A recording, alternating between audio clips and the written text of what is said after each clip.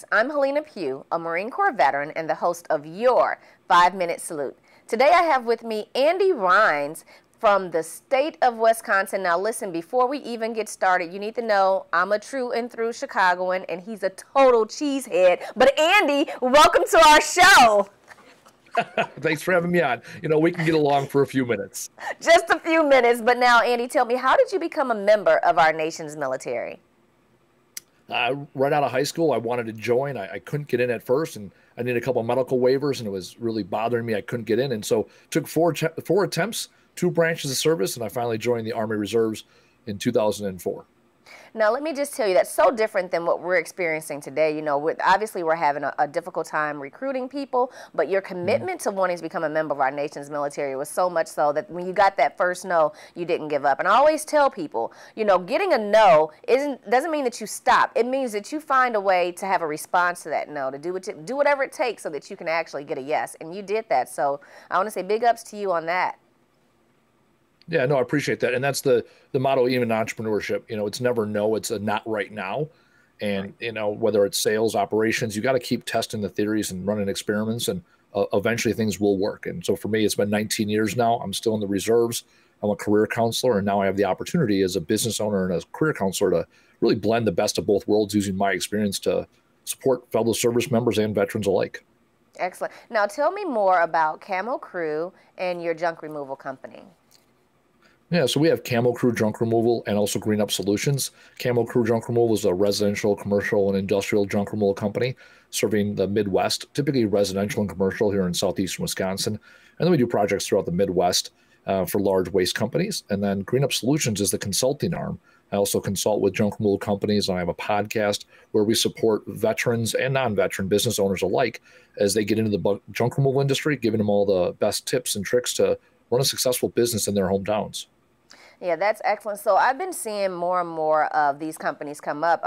You know, recently I lost my mom during COVID, but one of the things that I read was that people who are 70, 80, 90 years old shouldn't wait until they are, you know, until they're gone and leave it to their children to have to go in and take care of their homes or remove items that they no longer want. That really you should start this thing called the purge, or, you know, really sitting down, taking a look at your life. What are some things that you can get rid of so that if you do pass, your family isn't burdened with the, you know, having to get rid of all your things. So now, is that something that you guys help people take care of as well?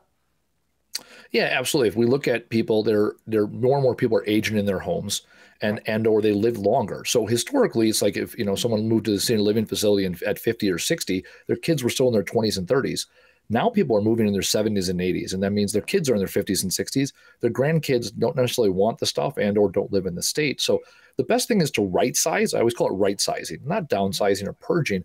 Right size your estate for where you're at in your life now, and do it early and often so you can give things away in your control to family members that are going to want them and need them.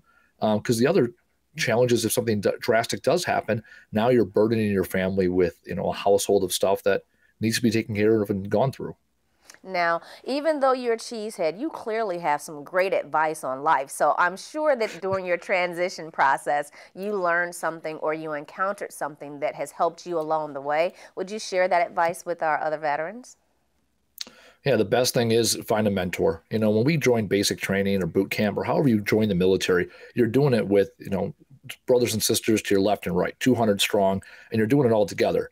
When you come back home, you don't have 200 people. They're not going through all the same things. So the best thing you can do is associate with veterans that have gone through it, that are probably your same generation or same age, so they understand it, and transition together. And I don't look at it as, I don't love the word transition. It's a transformation. You're going from a service member in boots one day to a veteran in the civilian world the next. And that transformation has to be intentional for you to be successful.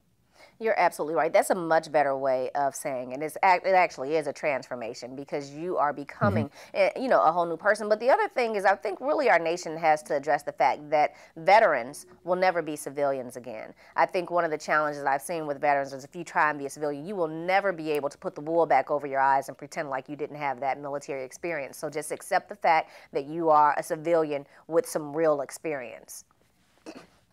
Yeah, absolutely. That's a challenge that I've had, and it's, you know, I refer to it as the civilian world for a reason. And I never am going to try to be a civilian, so I'm going to embrace the best parts of being a veteran, the camaraderie, the the loyalty that we have and continue to serve my community in the same way that we served our country. And that's the opportunity we have as veterans to lean in on our strengths. Right, and the absolute brotherhood, because I'm going to tell you, Andy, you have been one of my favorite interviews. They didn't get to see our batter back and forth, but trust me, he gave as good as he got in terms of him being a cheesehead and me being a dang-gone Bears fan. And yes, we have not won a Super Bowl since '85, but I'm holding it down. I'm holding it down for my city. I just want to thank you so much for being here today, Andy. I really appreciate it, and I want to thank you for giving me the honor of being able to interview you. No, likewise. Thanks for the opportunity. Excellent. Now, America, if you want to go ahead and share this final salute, visit our website at ZaharaVets.org. You're going to see the link to Andy's companies within the notes, and you're also going to have the opportunity to check out some of our other interviews. And we thank you in advance for paying it forward by sharing our salute. Have an awesome week.